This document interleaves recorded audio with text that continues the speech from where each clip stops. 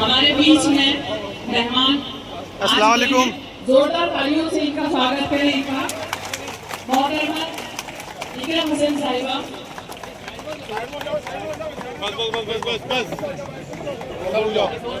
میں عوام سے گزارش کروں گی کہ اسٹیج پر صرف ہمارے جو خاص مہمان ہیں وہی جائیں گے. بالکل سر, بالکل. ہدایت جی.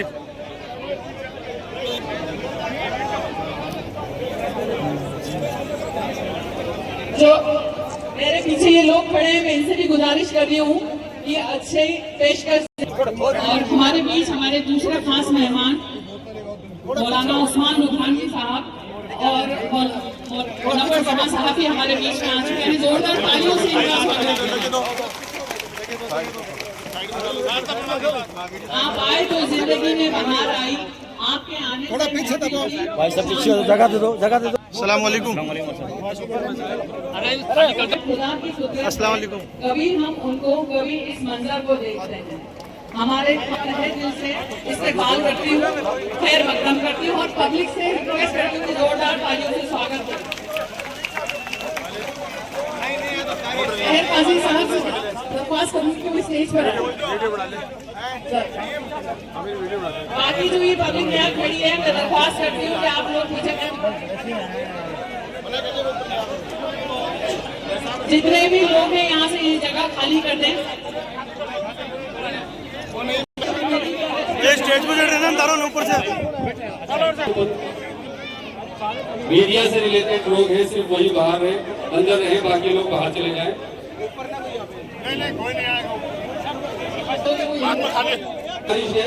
ان لوگوں کو سیٹل کریں. یہ بیچ میں جو لوگ کھڑے ہیں مشکلات کو نظر نہیں آ رہا ہے, آپ اس کو بیچ میں پہچان خود کی بنانے کی, اپنے سپنوں کو جگانے کی, حوصلوں کو اپنے اڑان دینے کی. آج کی یہ محفل صرف حقیقت میں بدلنے اور حوصلوں کو نئی طاقت دینے کا ایک خوبصورت سفر ہے. السلام علیکم ورحمۃ اللہ وبرکاتہ.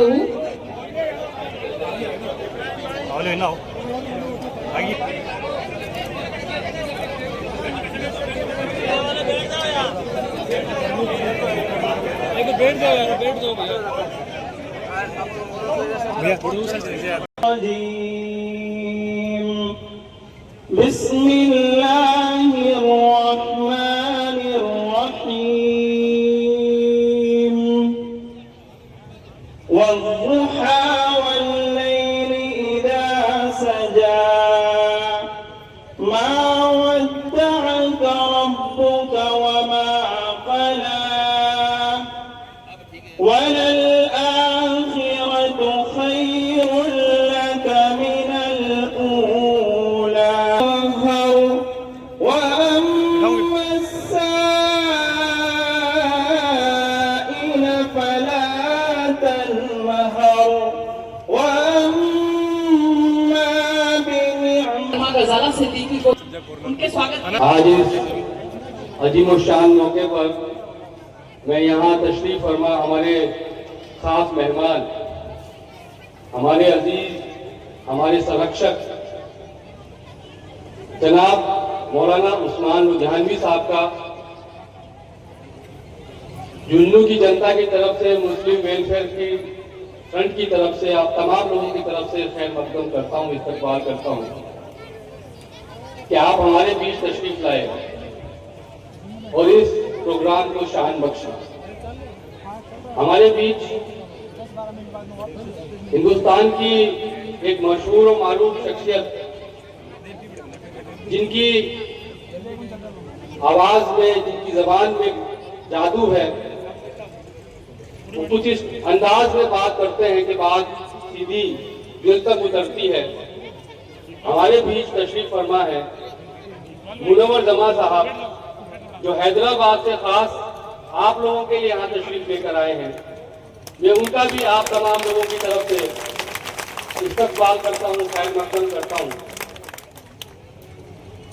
اور ہماری ناری شکتی, جس کے ذمے نسل کی تربیت والی कैराना से सांसद मोहतरमा इकरा हसन साहिबा का भी मैं आप तमाम लोगों की तरफ से मुस्लिम वेलफेयर फ्रंट की तरफ से इस्तेमाल करता हूँ। और हमारे बीच नईम साहब जो जयपुर से तशरीफ लाए हैं और कैराना से जो हमारे भाई हमारे बीच में तशरीफ फरमाए स्टेज पर, मैं उनका भी खैर मकदम करता हूँ, इस्तकबाल करता हूँ। और जुन्नू की तरफ से, जुन्नू की जानिब से मैं आप तमाम लोगों की तरफ से इस्तकबाल करता हूँ। और इस्तकबाल करना चाहता हूँ मैं आप तमाम लोगों का कि इस गर्मी में, इस शिद्दत की गर्मी में लगभग 50-51 डिग्री टेम्परेचर पर आप इतनी देर से यहाँ बैठे हैं और इंतजार कर रहे थे हमारे मेहमानों का। मैं आप तमाम लोगों का भी इस्तकबाल करता हूँ, खैर मकदम करता हूँ। और मैं उन लोगों को भी मुबारकबाद पेश करना चाहता हूँ जो इस प्रोग्राम को इस मुकाम तक लाने के लिए, जिन लोगों ने हमारे कंधे थपथपाए, हमारी पीठ थपथपाई, हर तरीके से हम लोगों की मदद करी और हम लोगों को हौसला दिया, मैं उन तमाम लोगों का दिल की गहराइयों से शुक्रिया अदा करना चाहता हूँ। तैयारी तो मैं बहुत कुछ करके आया था, लेकिन क्योंकि प्रोग्राम काफी लेट हो गया तो मैं ज्यादा वक्त नहीं लूंगा। आपको, आपके और आपके मेहमानों के बीच में अपने आप को जस्ट हटा लूंगा। बस एक बात करना चाहूंगा कि हमारे जिस्म में 278 ऑर्गन्स हैं। ऑर्गन्स के माने जैसे आंख हमारा ऑर्गन है, कान, दिमाग, हार्ट, इस तरीके के 278 ऑर्गन्स हैं हमारी बॉडी के अंदर। और हर ऑर्गन की अपनी एक हमारी बॉडी के अंदर, आपने नाम सुना होगा कि दर्द उठा पेट में और अपेंडिक्स का दर्द था और ऑपरेशन करके डॉक्टर ने बाहर निकाल दिया। ये एकमात्र ऑर्गन ऐसा है जिसको अगर बॉडी में से बाहर निकाल दिया जाए तो बॉडी की एक्टिविटी पे कोई फर्क नहीं पड़ता।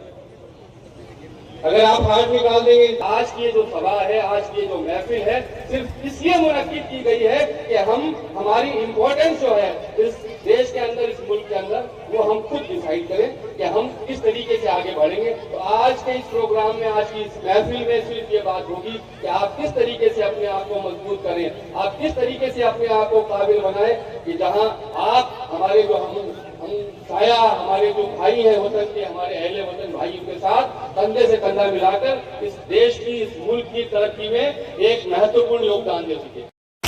अस्सलाम वालेकुम।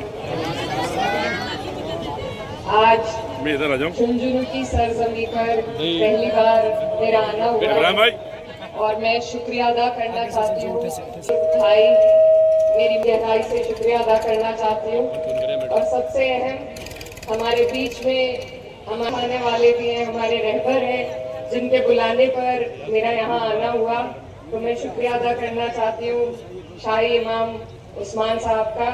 और साथ में आए हमारे मेहमान मुनव्वर जमा साहब, इब्राहिम भाई का दिल की गहराई से बहुत बहुत शुक्रिया। आज ये और आकर इतनी भीड़ को देखकर, इतने लोग यहाँ पर इकट्ठा हुए एक ऐसे मसले को लेकर, तालीम के ऊपर चर्चा करने के लिए, तो मुझे बहुत अच्छा लगा, बहुत खुशी हुई। और यही आज की जरूरत है। आज अगर हम पीछे रह गए हैं, आज अगर हमें कोई चीज अंधेरे से बाहर निकाल सकती है तो वो सिर्फ और सिर्फ तालीम है। तालीम ही वो औजार है जो हमें जहालत से बाहर निकालकर रोशनी में ला सकता है। और इस तालीम पर बड़ा अफसोस होता है कि हमारा उतना ध्यान अभी नहीं है। कोशिश हमें सबको मिलकर करनी है कि हमारे बच्चे आला से आला तालीम हासिल कर सके, हर वो मुकाम हासिल कर सके जिससे हम अपने देश की तरक्की में कंधे से कंधा मिलाकर अपना योगदान दे सके और अपने देश को आगे बढ़ा सके। अभी हमसे पहले इब्राहिम खान साहब ने बहुत अच्छी बात कही, मैं सुन रही थी, वो कह रहे थे कि हमें अपेंडिक्स की तरह निकाल दिया गया है। तो आज हमें अपने अंदर झांकने की जरूरत है कि ऐसा हमारे साथ क्यों हुआ। जब हम लोगों के बीच में जाते हैं, बैठते हैं, तो अक्सर लोग सवाल करते हैं कि मुसलमान लोग क्यों आगे नहीं बढ़ पा रहे तरह तरह के क्षेत्र में, क्यों ज्यादा डॉक्टर हम देश को नहीं दे पा रहे, क्यों ज्यादा आईएएस ऑफिसर, इंजीनियर हम देश को नहीं दे पा रहे। तो ये जरा हमें अपने अंदर भी झांकने की जरूरत है कि हमारे लिए दीनी तालीम बेहद जरूरी है। لیکن اس کے ساتھ ساتھ اگر دنیائی تعلیم پر ہمارا دھیان نہیں ہوگا، اگر ہمارے بچے دیش کے بڑے ڈاکٹروں میں اپنا نام شمار نہیں کریں گے، دیش کی سنسد میں نہیں پہنچ پائیں گے، تو ہم اپنے دین کا، اپنے اسلام کا صحیح طریقے سے ریپریزنٹیشن بھی نہیں دے پائیں گے۔ کچھ اپنے بھی لوگوں نے ہمیں بدنام کرنے کا کام کیا ہے، اور اس بدنامی کو دھونے کا اگر ہمارے پاس کوئی طریقہ ہے تو وہ صرف ان جگہوں پر پہنچ کر صحیح طریقہ نا کہ ہم اپنے دیش کے لیے اپنے دل میں کتنا پیار لے کر گھومتے ہیں۔ اور یہ ہم تبھی کر پائیں گے جب ہمارے بیچ میں بیٹھی میری بہنیں کوئی ڈاکٹر بنے گی، کوئی انجینئر بنے گی، کوئی سانسد بنے گی، اور ایسی کوئی جگہ نہیں ہے جہاں اگر ہم چاہیں سچی نیت سے محنت کر کے جہاں پہنچا نہ جا سکتا ہو۔ تو ہمیں اپنی طرف سے بھی یہ کوشش کرنی ہے کہ ہم دینی تعلیم کے ساتھ ساتھ دنیائی تعلیم پر زور دیں، کیونکہ ہمارے دین کا بھی صحیح استعمال وہ ہوگا جب ہم بڑی جگہوں پر، شہرت والی جگہوں پر جا کر یہ دکھا پائیں گے کہ ہمارا دین ہمیں کیا سکھاتا ہے، کہ ہمارا دین ہمیں اپنے ملک سے محبت کرنی سکھاتا ہے۔ تو یہ ایک بہت بڑی چیز ہے جس کو آپ کو اور ہمیں سب کو مل کر ایک ایسا نام ہے جن کو اگر چاہ کر بھی کوئی مٹانا چاہے تو میں سمجھتی ہوں نہیں مٹا سکتے۔ انہوں نے دیش کے لیے وہ کام کیا ہے جو اور کوئی نہیں کر سکتا۔ ہمارے دیش کو پرمانو طاقت بنانے کا کام ڈاکٹر APJ عبد الکلام صاحب نے کیا، اور یہ بھی میں یاد دلانا چاہتی ہوں کہ بھاجپا کی ہی وہ سرکار تھی جس میں انہوں نے یہ کام کر کے دکھایا۔ تو جب ہم اتنے قابل ہو جائیں گے، جب ہم اپنے اندر وہ قابلیت پیدا کریں گے، تو مجھے امید ہے کہ ہمیں بھی ایک ایک انسان کو، ایک ایک بچے کو اپنے یہی طرح، اور ہمارے لوگوں میں ایک بات ہے کہ ڈر کا ایک ماحول بہت بن گیا ہے جو مجھے بالکل پسند نہیں ہے، اور ڈرتا وہی انسان ہے جس کو جانکاری تھوڑی کم ہوتی ہے۔ اگر ہم اپنے، تو مجھے امید ہے کہ یہ جو ڈر ہم اپنے اندر لیے گھومتے ہیں، کسی کی تانا شاہی کا، میں معافی چاہوں گی تھوڑا پولیٹیکل ہو جاتی ہوں کیونکہ وہی میرا پیشہ ہے، لیکن یہ جو ڈر ہے اس کو ختم کرنے کا بھی طریقہ اگر کوئی ہمارے پاس ہے تو وہ اس سے، تو ہم کسی سے ڈریں گے بھی نہیں۔ تو آج یہ جو ڈر کا ماحول اندر بیٹھ گیا ہے، اس کو نکالنے کا، آگے بڑھنے کا، اور اپنے دین کو صحیح طور پر اور لوگوں کے سامنے پیش کرنے کا اگر کوئی ذریعہ ہے ہمارے پاس تو وہ تعلیم ہے، اور تعلیم سے ہی ہم اپنے دیش کی صحیح ترقی کی نیو رکھ سکتے ہیں۔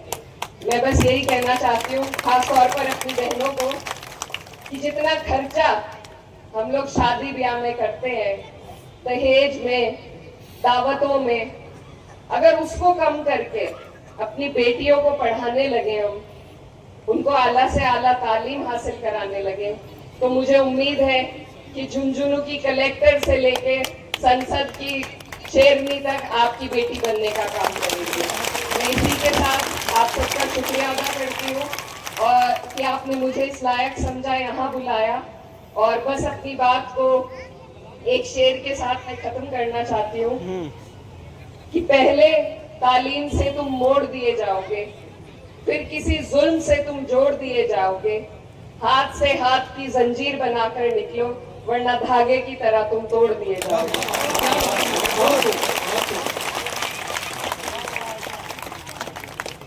Thank you. چاہے وندے ماترم کو لے کر ڈیبیٹ ہو، میں بڑی لمبی لسٹ دے سکتی ہوں آپ لوگوں کو میڈم کی شاعریوں کی، جو کہ اپنا آپ ہی ایک بڑی پاورفل شاعریاں ہوا کرتی تھی، ہوتی ہیں آئی میں۔ Thank you so much madam.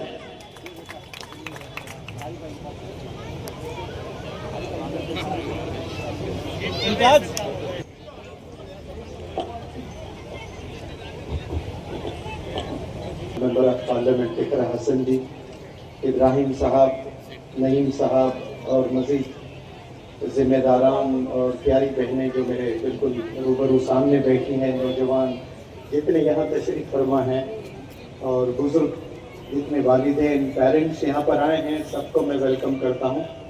اور میں بحیثیت ٹیچر 3 लाख से ज़ायद स्टूडेंट्स को पढ़ाया है। लेक्चर मोटिवेशनल लेक्चर्स न जाने कितने लाख कितने मिलियंस को दिया है, लेकिन I have seen about 6 lakh eyeballs in my life। यानी 3 लाख इंडिविजुअल्स को मैंने कमों पे होटल्स में वर्कशॉप्स कंडक्ट करता हूँ और 3 लाख से ज़्यादा बच्चों को पढ़ाने के बावजूद आज भी ना मेरी खुद की कैबिन है, ना मेरा कोई इंस्टीट्यूट है, ना मेरा कोई स्कूल है, ना मेरा कोई कॉलेज है, लेकिन फिर भी घूम घूम के काम करता हूँ। बहुत बढ़िया। इदारों की जरूरत नहीं होती है, काम करने के लिए इरादों की जरूरत होती है। तो लोग ताजुब करते हैं कि बिना कैबिन के कैसे काम करते हो। अल्लाह की कसम आज भी मेरा एक खुद का कैबिन नहीं है, मेरी ऑफिस नहीं है। घर ही मेरा ऑफिस और जहाँ जहाँ घूमता हूँ वही ऑफिस। बहुत देर से अभी एंकर साहिबा बता रही थी कि 9 बजे से आप लोग इंतजार कर रहे हैं। मैं बहुत तहे दिल से माजरत, कल मेरे 3 हैदराबाद में प्रोग्राम्स थे। मेरे जो उस्ताद जो मुझे ग्रूमिंग किए हैं उनका बाईपास सर्जरी चल रहा है, मुझे यहाँ नहीं आना था, लेकिन मौलाना ने हुक्म किया तो मैंने कहा कि जरूर तशरीफ ले आऊंगा। और इतनी तपती धूप में आप लोग बहुत देर से यहाँ पर बैठे हैं। मैं 5 घंटे नहीं 10 शुरू में कहना भूल गया, मैं बिना घड़ी मेरा पानी है थोड़ा सा दिया, बिना छड़ी वाला टीचर हूँ तो पता ही नहीं चलता है। 4-4, 5-5 घंटे लेक्चर्स हो जाते हैं। आज ऐसा नहीं होगा, आधा घंटा हो जाए तो कोई इशारा जरूर कर दें कि वक्त हो चुका है, तो फिर छुट्टी लूंगा, हजरत का बयान सुनेंगे इंशाअल्लाह। मुझसे पहले हमारी टीच एजुकेशन पर आपने दी थी, मैं वहीं से शुरू करता हूँ जो आपने खत्म किया है। She delivered a very inspirational talk on the importance of education, and I go ahead with a few more points on the significance of education. Education पर भारत देश में जितने स्पीचेस दिए गए, मुझे नहीं लगता कि कोई और देश में इतने लेक्चर्स दिए गए होंगे। सही बात है। उलमाए दीन ने, पॉलिटिशियंस ने, सोशल एक्टिविस्ट, डॉक्टर्स, इंजीनियर्स, न जाने कितने लोगों ने एजुकेशन पर लेक्चर दिया है कि तालीम ही सब कुछ है। मैं कहता हूँ कि वो तालीम हमें नहीं चाहिए। अगर वो तालीम किसी इंसान को डॉक्टर बनाता है लेकिन साथ में करप्ट डॉक्टर बना देता है, तो हमें ऐसे डॉक्टर्स की जरूरत नहीं है। अगर तालीम से कोई इंजीनियर बनता है और वो करप्शन में इन्वॉल्व हो जाता है तो भारत देश को ऐसे इंजीनियर्स की जरूरत सही बात है, बिल्कुल भी नहीं है। एजुकेशन के एसेंस, एजुकेशन के सिग्निफिकेंस, एजुकेशन के ऑब्जेक्टिव्स को समझना बहुत जरूरी है। सिर्फ एजुकेशन हासिल कर लेते हैं आप, लेकिन उसके ऑब्जेक्टिव्स आपको नहीं पता है तो वो एजुकेशन हासिल करना ही बेकार है। आप जिंदगी के आखिरी सांस तक आपने उस्ताद के अंडर काम करना है। भले आप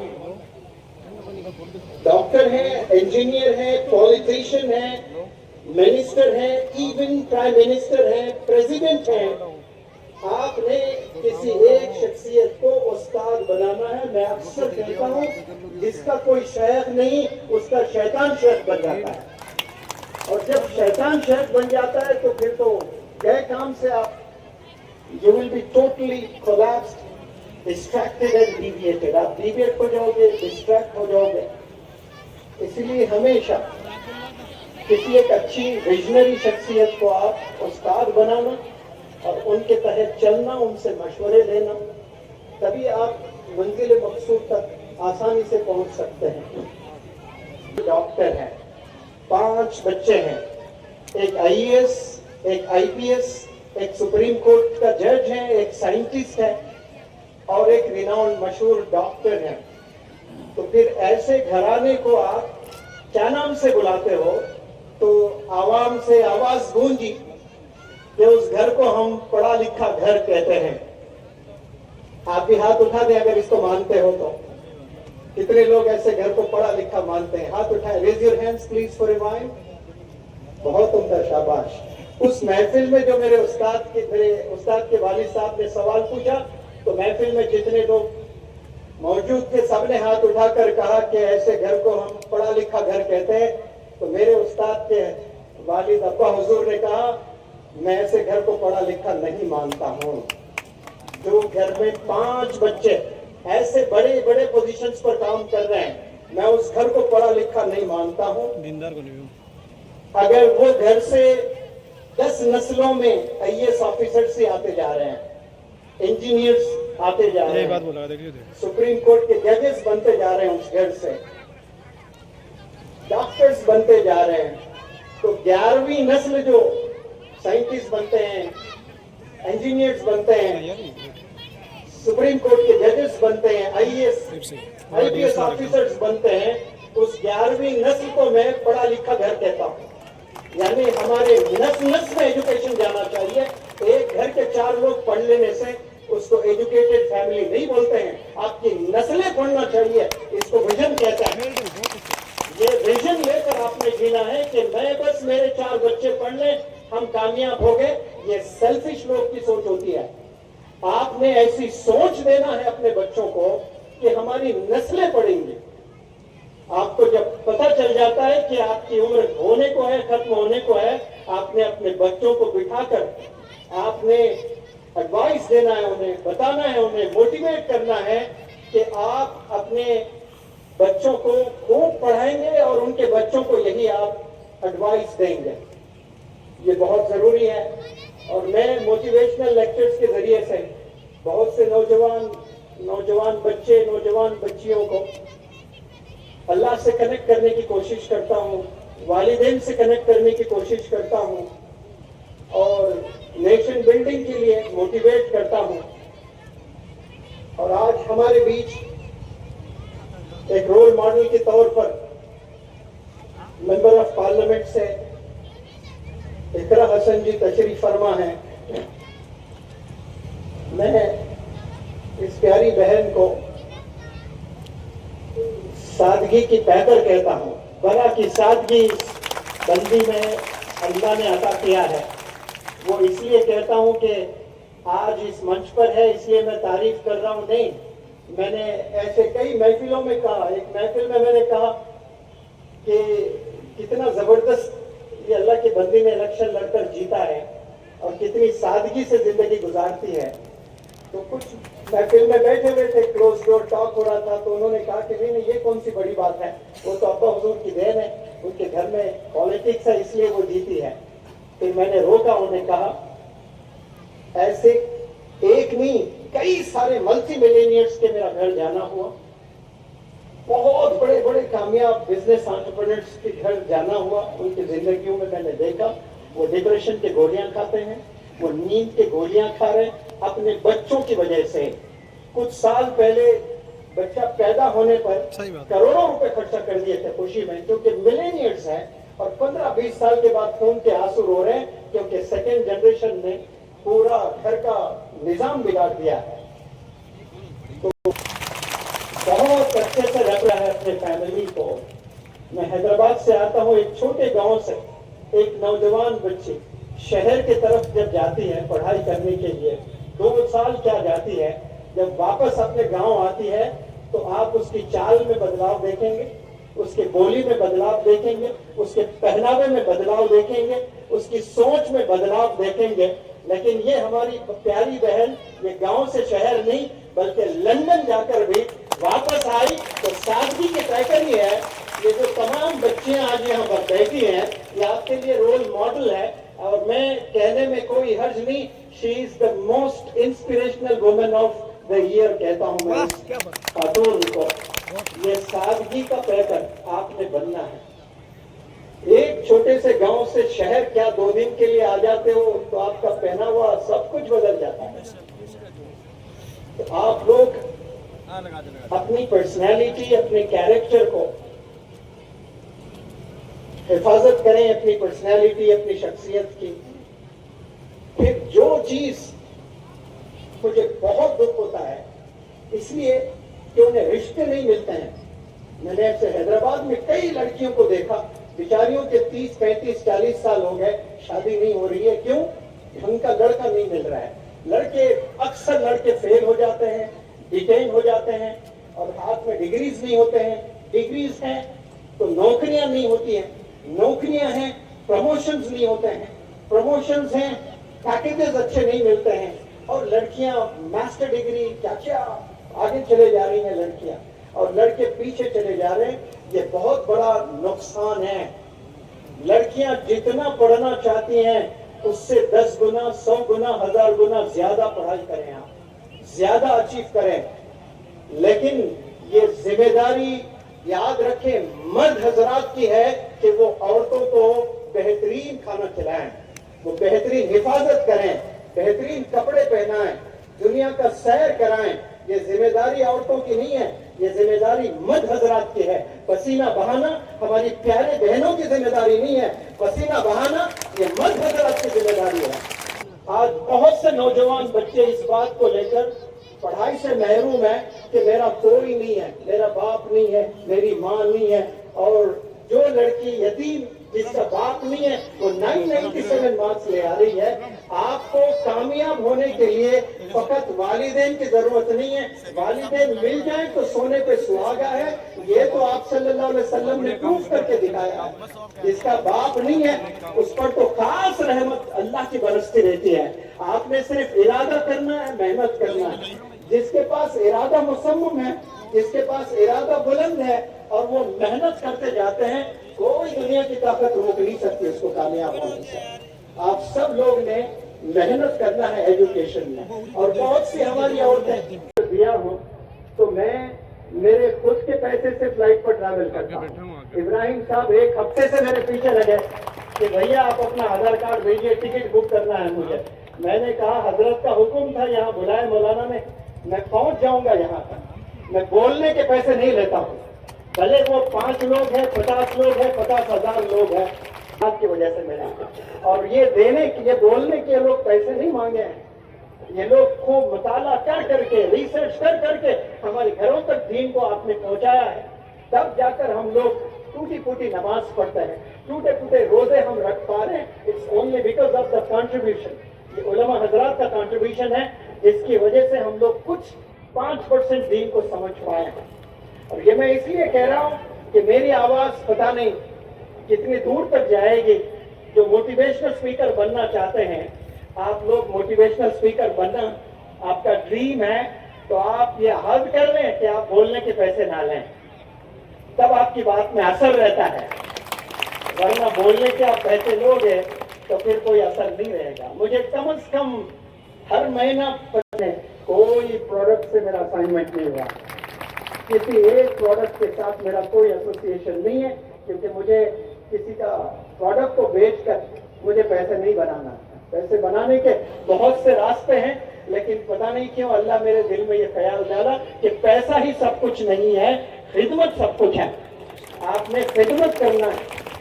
آج ہم خدمت کرنا بھول چکے ہیں. خدمت جو کرتے ہیں ان کو اللہ سبحانہ و تعالیٰ دلوں میں جگہ دیتا ہے. آپ صلی اللہ علیہ وسلم نے فرمایا the best among you are those who are beneficial to others. آپ میں سے سب سے بہترین وہ شخص ہے جو دوسروں کے کام آئے, دوسروں کو نفع پہنچائے, دوسروں کو فائدہ پہنچائے. میرا ادارہ, میرا بزنس, میرا NGO, میرا ٹرسٹ, اس کے لیے بہت سارے لوگ جی. وہاں اس NGO میں میرے استاد ڈاکٹر رفیق صاحب بھی کام کرتے تھے. وہ بہت سے NGOs کے لیے کام کرتے ہیں اور اس NGOs کے لیے بھی بڑھ چڑھ کر کام کر رہے تھے. تو میں نے میرے استاد کو کہا, استاد جی یہ NGO بہت بدنام چل رہا ہے, آپ سے گزارش کہ آپ وہاں جانا بند کر دیں. تو استاد ہوتا ہے. انہوں نے کہا اگر کوئی NGO عوام کے لیے کام کرتا ہے اور 99% فراڈ چل رہا ہے اس آرگنائزیشن میں, اور 1% اچھا کام ہو رہا ہے, غور سے سنیں سب حضرات, 1% اچھا کام ہو رہا ہے, 99% فراڈ ہو رہا ہے, اور وہ 1% اچھے کام سے غریبوں کو مدد مل رہی ہے, تو یہ ڈاکٹر رفیق صاحب اس 1% کو 2% کرنے کی کوشش کرے گا. زور سے بولے تھوڑا سا. آئی فون سب لوگ یہی مانگیں گے نا, آئی فون. اگر کوئی بزنس مین آفر دیتا ہے آپ کو, ہم آپ کو آپ کے وش کے مطابق ہم آپ کو ایک سواری دیں گے, ایک کار دیں گے, you name it will give it, تو آپ کیا کہیں گے؟ ہمیں مرسیڈیز بینز چاہیے, ہے نا. یہ سواری مانگیں گے سب لوگ. کتنے لوگ جنت جانا چاہتے ہیں؟ ہاتھ اٹھائیں. کہتا جنت میں تو جنت کے ہیں دو سواری, جنت کے ہیں دو ماں باپ کی سواری, خدمت. اور یہ سواری کی کوئی قیمت نہیں ہے. یہ مارکیٹ میں, یہ بازاروں میں, یہ شو روموں میں یہ دو سواریاں نہیں ملتا ہے. جنت کے ہیں دو سواری, صبر اور شکر گزاری. جس میں صبر ہے اور جو اللہ کا شکر ادا کرتا ہے, تو آپ سمجھیں کہ جنت طے ہے انشاءاللہ. چلا جاتا ہے, صبر نام کا کوئی ہے نہیں اس میں. صحیح بات ہے. صبر تو مکمل انسان کو نہیں بناتا ہے, یاد رکھیں. آپ کا ایک کچھ اچھا پوزیشن ہے اور بڑی بھری محفل میں کسی نے آپ پر طنز کسا کرٹیسائز کر دیا, تو محفل میں عزت چلے جائے گی. میں بھی اگر ویسا ہی گھنونی حرکت کروں تو پھر میں وہ نہیں کروں گا, میں صبر کر لوں گا, خاموش رہوں گا. یہ مکمل کامیاب انسان ایسا نہیں کرتا ہے. صبر کیا آپ نے, بہت اچھا کیا آپ نے, آدھا ہی کام کیا, لیکن دل میں اگر اس کے لیے آپ نفرت رکھتے ہو, دل میں آپ کڑن رکھتے ہو اس کے لیے, تو پھر آپ مکمل مسلمان نہیں ہوئے ہیں. آپ نے صبر بھی کرنا ہے, اس کو مکمل معاف بھی کرنا ہے, تب جا کر آپ ایک کمپلیٹ مسلم, کمپلیٹ مومن بنیں گے. اور میں اکثر بچوں کو کہتا ہوں کہ نماز کے لیے شرط ہے وضو. بنا وضو کوئی نماز نہیں پڑھتا ہے. اور وضو کیا ہے؟ It's a process of cleaning yourself. آپ پانی سے اپنا بدن صاف کرتے ہو اور جا کر مسجد میں امام کے پیچھے کھڑے ہو جاتے ہو. کہ میں سوال کرتا ہوں کہ whatever the infection you have in your hearts and in your minds, جو گندگی آپ کے دل میں اور جو آپ کے دماغ میں ہے, وہ صاف ہوا وضو بنانے سے؟ وہ نہیں ہوتا ہے. وضو سے پہلے اور ایک وضو ہے جو آج ظہر سے انشاءاللہ آپ لوگ 2 وضو بنائیں گے. بولے انشاءاللہ. ایک وضو آپ پانی سے بنائیں گے انشاءاللہ, اور ایک وضو بنا پانی سے آپ نے بنانا ہے. وہ نیت ہے اللہ کو گواہ, وضو بنانے سے پہلے اللہ کو گواہ بنا کر اللہ سے گفتگو کرنا ہے, یا اللہ میرے ضرور دشمن ہے لیکن میں اس دل کو صاف کرتا ہوں, میں سب کو معاف کرتا ہوں تیرے لیے. یا اللہ میرے دل میں کسی کے لیے نفرت نہیں ہے, میں سب کو معاف کر دیا. میرے کوئی تھا نہیں ہو. کہتے جہاں ہمارے نبی علیہ الصلوۃ والسلام کے قدم مبارک لگ گئے مکہ مدینہ میں, ویسی کوئی زمین نہیں ہے. جتھے میرے حضور دے قدم لگ گئے اس تھاں ورگی کوئی تھاں نہیں ہو. تے جس دیاں قسماں عرش تے رب کھاوے اس نا ورگا کوئی نا نہیں ہو. تے جیڑی میرے حضور دا منہ چومے. اب یہاں شاعر ایک خاتون کی بات کرتا ہے. اسناد شریف میں ایک عورت کا ذکر آتا ہے, کہتا ہے ایک عورت ہے جو میرے نبی علیہ الصلوۃ والسلام کا چہرہ چومتی ہے, کبھی ہونٹ چومتی ہے, کبھی آنکھیں, کبھی ماتھا, کبھی رخسار. تو اس کا ذکر بھی بیچ میں کر رہا ہے کہ جتھے میرے حضور دے قدم لگے اس تھاں ورگی کوئی تھاں نہیں ہو. تے جس دیا قسماں عرش تے رب کھاوے اس نا ورگا کوئی نا نہیں ہو.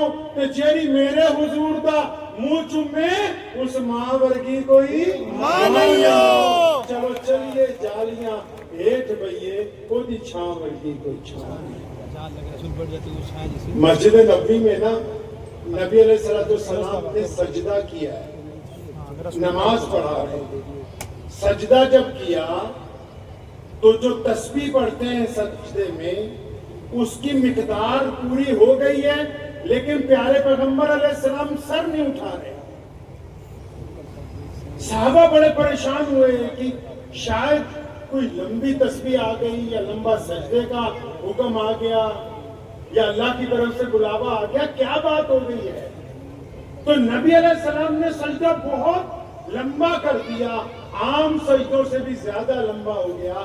تو ایک صحابی نے اپنی گردن اٹھا کے دیکھا کہ نبی علیہ السلام کس حالت میں ہیں, تو دیکھا کہ پیارے پیغمبر محمد علیہ السلام سجدے میں ہیں, لیکن ان کی کمر مبارک کے اوپر دو ننھے بچے, ایک سیدنا حسن اور دوسرے سیدنا حسین رضی اللہ تعالیٰ عنہ, دونوں کمر کے اوپر چڑھے ہوئے ہیں کہ وہ بچے گر نہ جائیں. اس لیے نبی علیہ السلام نے سجدہ. آج کل تو ہماری مسجد میں سجدہ کرنے والوں کو بچوں کے شور کا سجدہ خراب ہونے کا خدشہ ہو جاتا ہے. تو یہاں نبی علیہ السلام بچوں کی تربیت کر رہے ہیں, بچوں کی تربیت کر رہے ہیں. آپ علیہ السلام گھر میں ہیں تو حضرت زینب رضی اللہ تعالی عنہ نبی علیہ السلام کی نواسی ہیں, سیدنا فاطمہ الزہرا رضی اللہ تعالی عنہ کی بیٹیاں ہیں, وہ آپ صلی اللہ علیہ وسلم کی کمر پہ سوار ہیں. آپ صلی اللہ علیہ وسلم ان کو اپنے حجرے مبارک میں چکر دے رہے ہیں, سواری بنے ہوئے بچوں کے لیے. اور سیدنا ابو بکر صدیق کہتے ہیں, عمر بن خطاب رضی اللہ تعالیٰ عنہ بھی کہتے ہیں کہ ایک دن ہم نے دیکھا پیارے نبی علیہ السلام آ رہے ہیں تو آپ صلی اللہ علیہ وسلم نے کندھوں پر حسن و حسین رضی اللہ تعالیٰ عنہ کو بٹھایا ہے. تو ان صحابہ نے نبی علیہ السلام سے ان بچوں کو مخاطب کر کے کہا, ان کی عمر 6-7 سال کے درمیان ہے, کہ اے پیارے بچوں, تمہارے پاس کتنی پیاری سواری ہے. یعنی پیارے نبی علیہ السلام کے کندھوں پر سوار ہو, سواری کتنی پیاری ہے آپ کی. تو نبی علیہ السلام نے ان صحابہ کو جواب دیا, فرمایا صرف سواری کی بات کیوں کرتے ہو, شاہ سوار کتنے پیارے ہیں ان کی بھی تو بات کرو. یہ جن کو کندھوں پر بٹھا رکھا ہے یہ کتنے پیارے ہیں. آپ صلی اللہ علیہ وسلم نے تربیت شروع کی ہے. نبی علیہ السلام نے حکم دیا انصار کو اور مہاجرین کو کہ آؤ ہم مل کے مسجد نبوی کی تعمیر کریں گے. صحابہ جنگل میں گئے, آس پاس پہاڑوں پہ گئے, پتھر چن کے لائے جا رہے ہیں, ان کو توڑا جا رہا ہے, ان کی اینٹیں بنائی جا رہی. تو ننھے ننھے صحابہ آگے بڑھتے ہیں, چھوٹے چھوٹے بچے ان پتھروں کو اٹھانا چاہتے ہیں, اٹھتے نہیں ہیں. تو نبی علیہ السلام ان کو جب دیکھتے ہیں سب لوگ اپنی کاریگری میں لگے ہیں, پیارے پیغمبر علیہ السلام بچوں کی طرف متوجہ ہیں, ان بچوں کے قریب گئے, اس بھاری بھرکم پتھر کو اٹھایا, ان سب کو بھی بولا اپنا اپنا ہاتھ میرے ہاتھ کے ساتھ لگاؤ. وزن سارا نبی علیہ السلام کے ہاتھوں میں ہے. اس پتھر کو لے جا کے دیوار میں لگایا اور فرمایا خوش ہو جاؤ, ہمارے بچوں نے بھی مسجد کی تعمیر میں اپنا حصہ ڈال دیا ہے, تاکہ وہ بچے مایوس نہ ہو. پیارے پیغمبر علیہ السلام مسجد نبوی میں تشریف فرما ہوتے, صحابہ کرام کے بچے سیدنا حسن و حسین بھی ہیں, اور ان بچوں کو تھوڑا دور کھڑا کرتے ہیں. فرمایا دوڑ کے آؤ, جو سب سے پہلے آئے گا ہم تک پہنچے گا, ہم اس کو انعام دیں گے. جو پہلے آئے گا اس کو بہترین چیز کھانے کے لیے دی جائے گی. اب بچے دوڑتے ہیں, اور بچے تو بچے ہی ہیں. کوئی دوڑتا ہوا نبی علیہ السلام کے کندھوں پہ گرتا ہے, کوئی چھاتی پر آ کے لگتا ہے, کوئی گود میں گرتا ہے, کوئی سر پہ بیٹھنے کی کوشش کرتا ہے. نبی علیہ السلام کیونکہ امت میں سیکنڈ لائن کی جو آنے والی لیڈرشپ ہے اس کو تیار کر رہے ہیں مدینہ المنورہ کے اندر. نماز عصر کے بعد کا قصہ ہے. نبی علیہ السلام مسجد نبوی کے سامنے ایک میدان ہے, اس کے اندر موجود ہیں. سب نوجوان صحابہ کو حکم ہے اکٹھے ہو جاؤ. یا رسول اللہ صلی اللہ علیہ وسلم کیا کریں گے؟ فرمایا آؤ, 2 گروہوں میں بٹ جاتے ہیں, ایک دوسرے سے کشتی ہوگی, دیکھتے ہیں کم کس میں زیادہ ہے. تو صحابہ کرام کے جو نوجوان بچے ہیں وہ 2 گروہوں میں بٹ گئے. نبی علیہ السلام بھی ایک طرف ہو گئے, تو دوسرے گروہ نے کہا یا رسول اللہ یہ تو ظاہر سی بات ہے کہ آپ جس طرف ہیں پڑھنا انہیں کا بھاری ہے. تو نبی علیہ السلام نے آج کی زبان میں سمجھانا چاہ رہا ہوں, فرمایا چلو ہم امپائر کی جگہ کھڑے ہوتے ہیں, تم دونوں کھیل کو شروع کرو. نبی علیہ السلام اپنے نونہالوں کو گھوڑ سواری کی تربیت دیتے ہیں, ان کے درمیان بیٹھ کے ان کو یہ سمجھاتے ہیں کہ جب کبھی وقت آ جائے گا, جب کبھی پریشانی آئے گی, دکھ آئے گی, تو کس طرح گزارا ہوگا. سیدنا فاطمہ الزہرا رضی اللہ تعالیٰ عنہ پیارے پیغمبر علیہ السلام کی بیٹیاں ہیں, اور ان کو اتنا پیار ہے کہ نبی علیہ السلام نے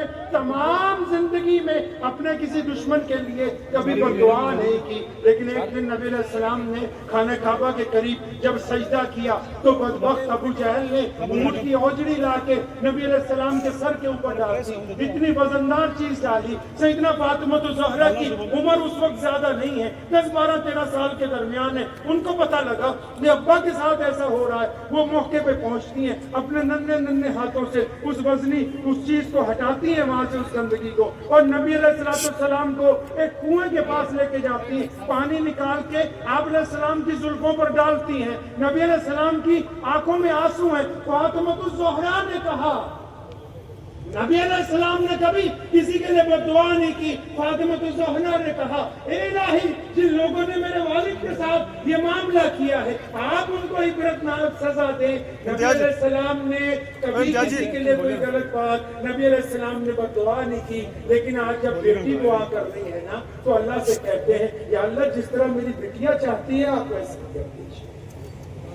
پیار ہے نا، آپ علیہ السلام ان بچوں کی تربیت کیوں کرتے ہیں؟ سیدنا انس رضی اللہ تعالیٰ عنہ چھوٹے سے ہیں، مشکل سے 10 سال کی عمر ہے، ماں باپ کو چھوڑ کے نبی علیہ السلام کی خدمت میں آئے، یا رسول اللہ میں تو آپ کے پاس رہوں گا، میں آپ کا غلام بن کے رہوں گا۔ آپ صلی اللہ علیہ وسلم کے پاس رہنے لگے اور فرماتے ہیں انس رضی اللہ تعالیٰ عنہ، میرے دل میں ایک بات آئی، انس نبی علیہ السلام کتنا پیار کرتے ہیں، کتنی محبت کرتے ہیں، انس کوئی موقع ایسا آئے سب صحابہ کہا کریں گے کہ ہمیں نبی علیہ السلام پیار کرتے تھے، لیکن تو کچھ ایسا کر جا کہ تیری پٹائی ہو جائے، کچھ ایسا کر کہ تیرے 1-2 رپٹ لگ جائے، اور تو یہ کہہ سکے سب کو کہ 1,24,000 صحابہ نے محبت بتوڑی ہے، اکیلا انس ہے جس نے نبی علیہ السلام سے پٹائی بھی کھائی ہے۔ تو فرماتے ہیں میں روز سوچتا تھا، پلاننگ کرتا تھا میں کیا کروں۔ ایک دن عصر کے بعد، آپ لوگوں کو شاید پتہ نہیں ہے، اب بھی کچھ لوگ کسی مسئلے کے اوپر بحث میں کہ مدینہ المنورہ میں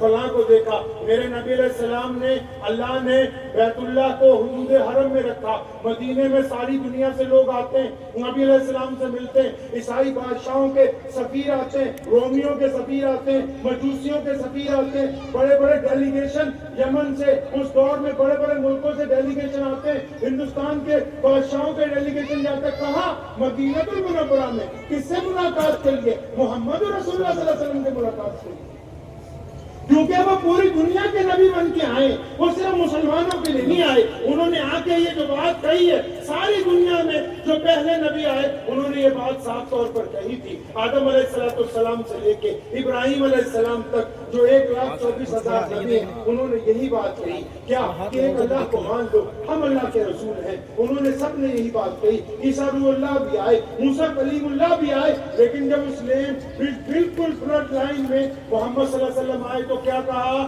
فرمایا اللہ اور اس کے رسول کو جو مانے گا وہ انسانوں کو بھی ایک مانے گا، جو اللہ رسول کو مانے گا وہ چھوا چھوت نہیں کرے گا، جو اللہ رسول کو مانے گا وہ گورے اور کالے میں فرق نہیں کرے گا، جو اللہ رسول کو مانے گا وہ امیر غریب میں فرق نہیں کرے گا۔ یہ کائنات میں یہ جو کمال ہوا ہے کہ پوری دنیا کے لوگ ایک ہی صف میں کھڑے ہو کے نماز پڑھتے ہیں، یہ محمد رسول اللہ صلی اللہ علیہ وسلم۔ اذان ہو رہی ہے، اذان۔ یہ نبی رسولیت کا نتیجہ ہے کہ امام حسین رضی اللہ تعالیٰ عنہ یزید کے ساتھ آ کے صرف 72 اپنے جانثاروں کے ساتھ کئی ہزار کی فوج کے ساتھ ٹکرا گئے۔ یہ تربیت کس نے کی؟ محمد رسول اللہ صلی اللہ تعالیٰ علیہ وسلم کی تربیت ہے کہ اہل بیت جو ہیں نہ وہ کسی سے ڈرے ہیں، نہ وہ کوئی ان کو خرید سکا ہے، نہ کوئی ان کو ہٹا سکا ہے، وہ اپنے عقیدے کے اوپر اپنے نانا جان کے دین کو بچانے کے لیے آگے چلے۔ آپ کو ایک کڑوی حقیقت بتاتا ہوں، شاید بہت کم لوگ اس میں بات کرتے ہیں۔ آپ کو پتا ہے کربلا کی لڑائی کیوں ہوئی تھی؟ کربلا کی لڑائی کیوں ہوئی تھی پتا ہے آپ کو؟ کتنے لوگ یہاں بیٹھے جن کو پتا ہو کہ کربلا کی جنگ کیوں ہوئی تھی؟ اندازہ لگائیے۔ حالانکہ محرم منانے کے لیے سارے ہی تیار ہیں، شربت پلانے کے لیے سارے ہی تیار ہیں، یہ پتہ ہی نہیں ہے ہمیں کہ محرم کے دن، یوم عاشورہ کے دن، عاشورہ کا دن بڑی عزت والا دن ہے، نبی علیہ السلام نے اس کی فضیلت بیان کی ہے، لیکن عاشورہ کے دن ہی پیارے پیغمبر علیہ السلام کے نواسے سیدنا امام حسین رضی اللہ تعالیٰ عنہ کی شہادت ہوتی ہے۔ شہادت کیوں ہوئی بھائی؟ کیا جھگڑا ہے حکومت کے ساتھ؟ کیا مسئلہ ہے یزید کے ساتھ؟ بادشاہ وقت کے ساتھ کیا ناراضگی ہے؟ پتہ ہے آپ کو یہ بات؟ اکثر مسلمانوں کو یہ بات نہیں پتا۔ سنو، جب امیر معاویہ رضی اللہ تعالیٰ عنہ کے بعد ان کے بیٹے یزید نے تخت کے اوپر قبضہ کر لیا، مسلمانوں کی خلافت کے اوپر قبضہ کر لیا، مسلمانوں کے دین پر قبضہ کر لیا، تو اس نے دو لوگوں کو، جس میں مدینہ المنورہ کا گورنر شامل ہے اور مروان شامل ہے، ان کو سیدنا حضرت امام حسین کے پاس بھیجا کہ آپ میری بیعت کر لیں۔ وہ کیوں چاہتا ہے کہ امام حسین ان کی بیعت کر لیں؟ تاکہ اگر آپ مجھے حکمران مان لیں گے تو ساری دنیا کے لوگ مجھے حکمران مان لیں گے۔ تو امام حسین رضی اللہ عنہ نے کیوں نہیں اس کو حکمران مانا؟ کیوں نہیں اس کو حکمران مانا؟ کیوں لوگوں کے کہنے کے باوجود سیدنا امام حسین کربلا کے میدان تک پہنچے ہیں؟ کیوں اتنی بڑی جنگ لڑی گئی؟ کیوں دشمن کے سامنے کھڑے ہو گئے؟ اچھے لوگ، نعوذ باللہ آج کچھ لوگ یہ سمجھتے ہیں کہ وہ یزید کی طرفداری کر لیں گے، وہ اس کو سچ ثابت کرنے کی۔ یاد رکھو، خیمے دو ہی ہیں، ایک دشمن کا ہے، ایک محمد رسول اللہ کا ہے۔ آپ یہ فیصلہ کرو، آپ ایسا مت کرو، کوئی بات نہیں، ہمیں کچھ اس معاملے سے لینا دینا نہیں ہے۔ اکثر ایسا ہوتا ہے کہ نہیں ہوتا؟ ہماری جو اسٹیٹ سیکرٹری صاحبہ انہوں نے ہماری بہن اقرا حسن کے متعلق سے بہت ساری باتیں بتائیں، تو یہ شاید بیچ میں یہ بتانا بھول گئی کہ 5 سال کی مدت ایسی گزری جب حکومت نے پورے جبر اور ظلم کے ساتھ بھائی کو اور اماں کو تنگ کیا، تو اس وقت میں بھی انہوں نے نبی علیہ السلام کی سنت کے مطابق تعلیم کے معیار کو برقرار رکھتے ہوئے دشمن کے دانت کھٹے کر دیے۔ یہ پیغام جو ہے، یہ پیغام کہاں سے ملا ہے ملت اسلامیہ کی بیٹیوں کو؟ یہ کس نے سمجھایا؟ بی بی زینب رضی اللہ تعالیٰ عنہ نبی علیہ السلام کی نواسی ہیں، سیدنا امام حسین کی بہن ہیں۔ حضرت امام حسین فرماتے ہیں کہ 2-3 دن سے جب محاصرہ ہو گیا، رات کے ایک پہر وہ آرام کرنے کے لیے لیٹے، ادھر دشمن نے جنگ کے طبل بجا دیے، امام حسین آرام کر رہے، بی بی اندر آئی زینب، اپنے بھائی کو اٹھایا، بھائی تیار ہو جاؤ، مسکراتے ہوئے اٹھے، کہنا کس بات کے لیے؟ کہ دشمن رات کو ہم سے جنگ کرنا چاہتا ہے، اٹھ جائیے، آپ تیار ہو جائیے۔ اب وہ تیار ہو گئے، ہو چکی ہے۔ تو میرے پیغمبر نبی علیہ السلام خواب میں تشریف لائے، انہوں نے کہا بیٹا حسن حسین تیاری کر لو، آج شام کو ملاقات ہماری ہونے والی ہے۔ یہ تربیت محمد رسول اللہ صلی اللہ علیہ وسلم نے۔ یہ جو کربلا کا واقعہ ہم لوگ سنتے ہیں، یہ صرف سنانے کے لیے نہیں ہے، یہ اپنے بچوں کو، اپنی بیٹیوں کو، اپنے بیٹوں کو سمجھانے کے لیے ہے کہ حالات اور وقت کو تبدیل کیا جا سکتا ہے، حالات اور وقت کو بدلا جا سکتا ہے۔ یہ کوئی مشکل نہیں ہے کہ آپ حالات کو نہیں بدل سکتے، آپ میں قوت ارادی ہونی چاہیے۔ اگر آپ میں قوت ارادی ہے تو آپ اس کو تبدیل کر سکتے ہیں، اگر نہیں ہے تو پھر آپ کچھ تبدیل کرنے والے نہیں۔ اب یہ پہلے آپ نے طے کرنا ہے آپ کے پاس کتنا پیارا دین ہے، اس دین کے اندر کتنی پیاری باتیں، اور سب سے بڑی بات جو نبی علیہ السلام نے فرمائی کہ نماز کے ساتھ ساتھ علم حاصل کرنا نہایت ضروری ہے۔ فرمایا علم فرض قرار دے دیا گیا، بیٹوں کے اوپر بھی، بیٹیوں کے اوپر بھی۔ آج کے لوگ کہتے ہیں کہ بیٹیوں کو +2 کے بعد پڑھانا نہیں ہے۔ ارے نبی علیہ السلام کو دیکھو، بدر میں گئے ہیں تو ہماری مائیں ساتھ میں ہیں، احد میں گئے ہیں تو مائیں بہنیں ساتھ میں ہیں، یرموک میں گئے ہیں تب بھی مائیں بہنیں ساتھ۔ جہانگیر رحمۃ اللہ علیہ اکثر ہمیں ایک بات کہا کرتے تھے، انہوں نے جب کبھی کوئی صاحب آتے تھے اپنا کام کروانے کے لیے تو لوگوں کو عادت ہے کہ وہ کسی کی برائی کر کے اپنا کام نکلوانا چاہتے ہیں، تو ابا حضور ہمیشہ یہ کہا کرتے تھے کہ آپ نے ملک کے لیے کیا کیا، آپ نے قوم کے لیے کیا کیا، آپ سماج کے لیے کیا کر رہے ہیں۔ یہ کہنا آسان ہے کہ فلاں بندہ چور ہے، ڈاکو ہے، اگر آپ اپنے گریبان میں جھانکیں گے تو پتہ لگے گا کہ آپ نے تو اپنے ملک کے لیے، قوم کے لیے ابھی کوئی ایک قدم اٹھایا ہی نہیں، آپ نے تو کچھ کیا ہی نہیں ابھی تک، آپ تو ایک رتی آگے بڑھے ہی نہیں ہیں، آپ تو صرف دوسروں کو ذلیل کرنے کے لیے۔ قرآن نے کہا وَيْلٌ لِكُلِّ ہُمَزَةٍ لُمَزَةٍ۔ پیارے نبی علیہ السلام پوری دنیا میں سب سے بڑے انسان ہیں، اور ان کا کمال دیکھا آپ نے, ان کا کمال دیکھا. یہ جھنجھنوں میں اور آپ کیوں بیٹھے ہیں؟ کیونکہ ہماری نسبت محمد رسول اللہ صلی اللہ علیہ وسلم سے ہے. اور کتنے سال کی عمر میں دین شروع کیا بھائی؟ 40 سال کی عمر میں. کتنی عمر پائی پیارے پیغمبر علیہ السلام نے؟ 63 سال. تو ورکنگ کے دن کتنے ہوئے؟ 23 سال. 23 سال میں اتنا بڑا مذہب کہ جزیرہ سماترا میں صبح کو جب مؤذن کہتا ہے اللہ اکبر اللہ اکبر تو اذان چلتی ہوئی اٹلانٹا تک پہنچتی ہے. پوری دنیا میں بند نہیں ہوتی. پوری دنیا میں کوئی رنگ, کوئی نسل, کوئی زبان, کوئی خطہ, کوئی صوبہ, کوئی ملک ایسا نہیں. 20 سال میں کیا تم نے کبھی کوئی ایسا موقع دیکھا ہے جس میں تم یہ کہہ سکو کہ ہمیں آپ کی بات پر یقین نہیں ہے؟ لوگ اٹھ کے کھڑے ہو گئے, اے پیاری صورت والے, آپ جیسا تو مکے میں کوئی دوسرا نہیں. آپ کا جو کریکٹر ہے وہ سب سے اعلیٰ ہے. آپ سچ بولنے والے, آپ ایماندار ہیں, آپ کاروبار میں بھی سب سے زیادہ دیانتدار ہیں, آپ بیٹیوں کی عزت کرنے والے ہیں, آپ ماں بہنوں کے دکھ درد کو سننے والے. وہ پنجاب سے کہتے ہیں جدوں کوئی بندہ حج کر کے آندا ہے نا, وہ سمجھتا کلا میں ہی مولوی ہے, باقی کا کافر نہیں ہوتا. تو اسی طرح اگر کسی کا رشتہ دار کوئی بڑا مولوی ہو, کوئی دیندار ہو, جب وہ اس کے گھر پہنچے گا تو ان کو دین کی باتیں, نماز کی باتیں, روزے کی باتیں, حج کی باتیں سنائے گا. اور اگر کوئی ڈاکٹر صاحب پہنچ گئے اور وہ رشتہ دار قریبی تو بیماریوں کی باتیں, کھانے کی باتیں, بچنے کی باتیں وہ سنائیں گے. جی یہی طریقہ ہے نا جی. اور اگر کوئی بھاماشاہ پہنچ گیا, سبیر بھائی کوئی بھاماشاہ پہنچ گیا تو بڑی بڑی اپنی ہانکے گا کہ ہم نے یہ کر دیا, ہم نے وہ کر دیا اپنے بھائی بہنوں کو. اب سنو, مکہ ہے, 1450 سال پہلے رمضان کا دن ہے, 10 رمضان ہے. پیارے نبی علیہ السلام مکے میں داخل ہوتے ہیں, مکہ مکرمہ کو فتح کرتے ہیں. مکہ المکرمہ میں اندر نماز پڑھی جاتی ہے, اور جب نماز ہو جاتی ہے تو اس وقت مکے کے جو گورنر ہیں حضرت علی بن سفیان رضی اللہ تعالیٰ عنہ, جو اسی دن مسلمان ہوئے ہیں, وہ نبی علیہ السلام کو کہتے ہیں میری کوٹھی پر چلیں, آپ کے لیے بہترین کھانا بنایا گیا ہے.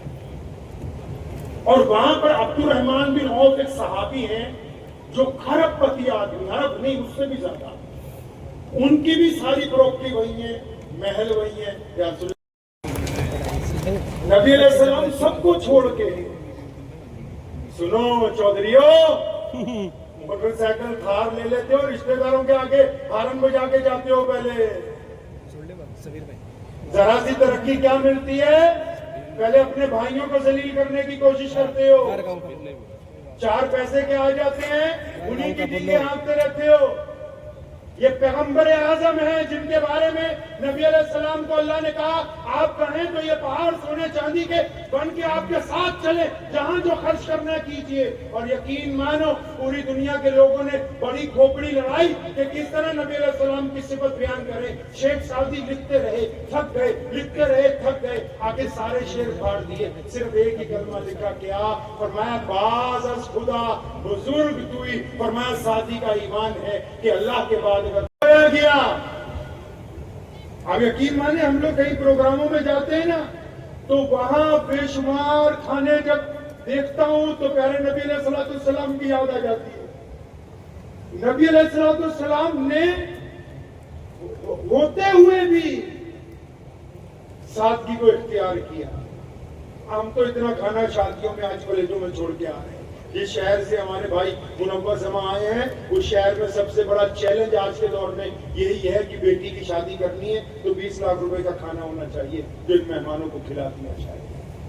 باسی روٹی نبی علیہ السلام کو پیش کی, پانی میں بھگو کے پیارے نبی علیہ السلام نے روٹی کھا لی. روٹی کھانے کے بعد بستر لگ گیا, رات کا پہلا پہر ہے, بہن کھڑی ہے پاس میں, بھانجے بھی کھڑے ہیں. نبی علیہ السلام جب بستر پر پہنچے بیٹھ گئے, اپنی بہن کو کہا پانی میں آرام تو نہیں کروں گا آج کی رات.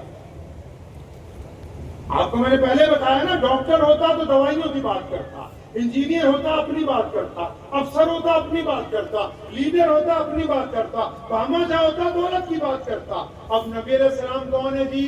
اس دین کے مالک ہیں. کس کے؟ اس دین کے کیا ہے جی؟ ارے زور سے بولو کیا ہے؟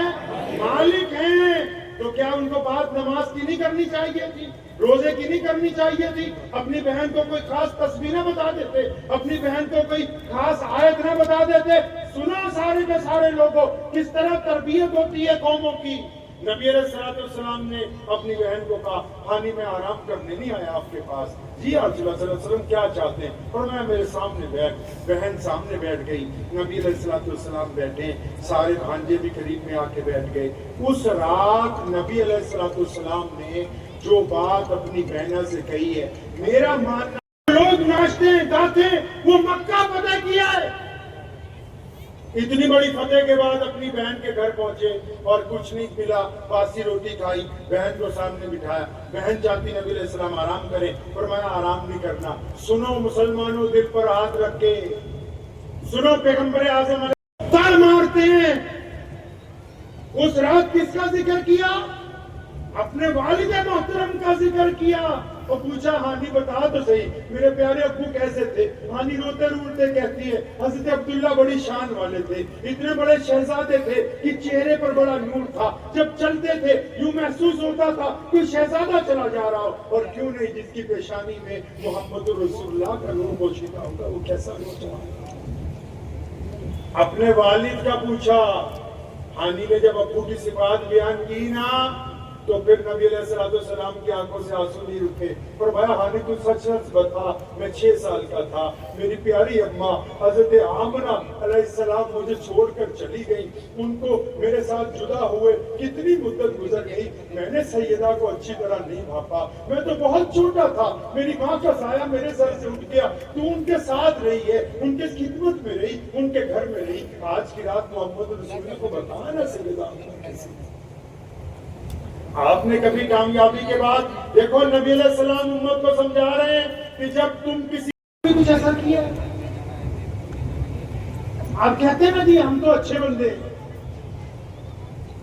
آپ کی زندگی میں کوئی شام ایسی آئی ہے جن کے ساتھ آپ چائے پیتے ہو شام کو بیٹھ کے, تو ان دوستوں میں ایک امیر ہے, ایک نوکری والا ہے, ایک غریب ہے, ایک ملازم ہے, اور آپ کو پتا ہے کہ جو میرا غریب دوست ہے نا یہ بھیک نہیں مانگتا ہے, یہ کسی کے آگے ہاتھ نہیں پھیلاتا ہے. کیا کوئی ایسی رات آئی ہو کہ آپ نے اپنی ہمت کے مطابق 1000, 10,000 یا 1 لاکھ جو اللہ نے آپ کو دیا ہے ایک لفافے میں ڈال کے رات کے تیسرے پہر اپنے دوست کے گھر میں پھینک آئے ہو چپکے سے کہ میرے دوست کی عزت نہ نیلام ہو, اس کا بھی کام بن جائے, اللہ مجھ سے بھی راضی ہو جائے. کیا آپ نے کبھی اپنے کسی دوست کے لیے ایسا کیا؟ دوست تو کوئی بھی ہوتا ہے نا, ہندو سکھ مسلمان کوئی بھی, پتا کریں ذرا کیا آپ نے کبھی کچھ ایسا؟ کبھی کار روک لی ہو کہ یہ 4 اینٹیں سڑک پہ گر گئی, رات کو کسی کا بچہ گزرے گا, اس کا موٹر سائیکل گر جائے گا, اس کے سر پہ انجری آ جائے گی, میں روک کے ہٹا دیتا ہوں, آپ نے گاڑی روکی؟ کبھی آپ نے اپنی بہن کو جب وہ گھر آئی ہو بنا کسی کے مشورے سے چھپ کے اپنی بہن کو سب کچھ دے کے بھیجا ہو کہ بہنا میرے تیرے اماں ابا نہیں ہیں ہمارے, میں تیرا بھائی ہوں, ہمیشہ تیرے ساتھ کھڑا ہوں, کہ بیوی کے پاس جا کے صرف اس سے ہی مشورے کرتا رہا ہے, یا نبی علیہ السلام کی سنت کے مطابق بہن کو اس کے گھر سے لاد کے بھیجا؟ کیا کبھی آپ نے کچھ؟ اچھا بتاؤ, کسی روتے ہوئے کو ہنسایا کبھی؟ کسی روتے ہوئے کو ہنسایا؟ وہ کسی بیمار کو یقین دلایا آپ نے کبھی کہ یار تو ٹھیک ہو جائے گا؟ ہم نے بے شمار بیماروں میں یہ تجربہ کیا, دوستوں کی ڈیوٹی لگائی, کینسر کے مریضوں پر, اپنی ذاتی زندگی کی میں آپ کو بتاتا ہوں کہ بس جب یہ ملے اس کو یہ کہنا ہے کل سے آج تو اچھا ہے, کل سے آج صحت اچھی ہے. آپ یقین مانیں وہ لوگ آج دوائی چھوڑ چکے ہیں, اور ہم نے کیا طریقہ اپنایا ہمارے سماج نے, اگر کوئی بیمار ملتا ہے نا ہم نے اوہو تم تو بہت بیمار لگ رہے ہو, کہاں سے دوائی لی؟ وہاں سے دوائی لی. اچھا تم تو طبیعت بہت ڈھیلی ہے, یار ہاں کچھ ٹھیک نہیں ہو رہا, میرے ابو بھی اسی بیماری سے مر گئے. آپ اندازہ لگائیں آپ کس نبی کی امت میں سے, کوئی آپ کو دنیا, ساری دنیا کو ہم مسلمان کرنے نہیں آئے, لیکن پوری دنیا کو ہم یہ بتانے آئے کہ مسلمان غریبوں کا ہمدرد ہوتا ہے, مسلمان روتوں کو ہنساتا ہے, مسلمان بھوکوں کو کھانا کھلاتا ہے, مسلمان لوگوں سے برابری کی بات کرتا ہے, مسلمان کسی کو ذلیل نہیں کرتا. اللہ نے مسلمان کو عزت دی ہے تو یہ عزت بانٹتا ہے. آپ بتائیں تو صحیح آپ نے اپنی ذاتی زندگی میں کیا کیا؟ इब्राहिम भाई लगे हुए हैं ना, पिछली बार 2-4 ने मुझे पता नहीं चिट्ठी विट्ठी लिख के भेज दी, ऐसा करना वैसा करना।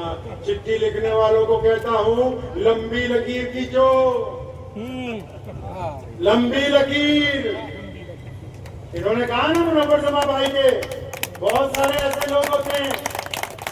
अब इकरा पार्लियामेंट में बोल रही है, हम आपके पास बोल रहे हैं, ये हैदराबाद से बोल रहे हैं, कईयों के पेट में दर्द भी हो जाता है, कोई बात नहीं, होना चाहिए, लेकिन जिन जिन के पेट में दर्द है उनको बोलता हूँ लकीर मिटाने की कोशिश करोगे, मिटेगी नहीं। अगर हिम्मत है तो हमसे लंबी लकीर खींच के दिखाओ, हमसे बेहतर स्कूल बनाओ, हमसे बेहतर यूनिवर्सिटियां बनाओ। आओ हमारे साथ दौड़ लगानी है तो लगाओ। नबी अलैहिस्सलाम ने इस दौड़ से मना नहीं किया, इस दौड़ से मना नहीं किया, दीन को देखिए